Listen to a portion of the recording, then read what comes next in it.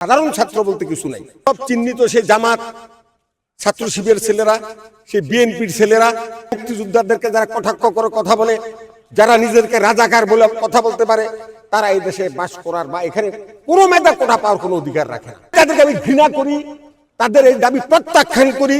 আমি আওয়ামী লীগের জাতীয় কমিটির সদস্য। এইখানে সাধারণ বলতে কিছু নাই। সেই ৭১-এ পরাজিত শক্তি, ৭৫-এর খুনি এবং আমাদের ২১শে আগস্টের গ্রেট হামলার যারা মূল আসামি, তারা সবাই ঐক্যবদ্ধ এক হয়েছে। ৭১-এ যারা একজোট ছিল তারাই আজকে দলে বলে আরো কিছু লোককে নিয়ে একত্র কাজ করতেছে। এখানে সাধারণ বলতে কিছু নাই। যারা মুক্তিযুদ্ধের ৩০ লক্ষ শহীদের রক্তের বিনিময়ে অর্জিত বাংলাদেশ, ২ লক্ষ মা বোনের সম্ভ্রমের বিনিময়ে দেশ, সেখানে মুক্তিযোদ্ধাদেরকে যারা কটাক্ষ করে কথা বলে, যারা নিজেদেরকে রাজাকার বলে কথা বলতে পারে, তারা এই দেশে বাস করার বা এখানে কোনো মেধা কোটা পাওয়ার কোনো অধিকার রাখে না।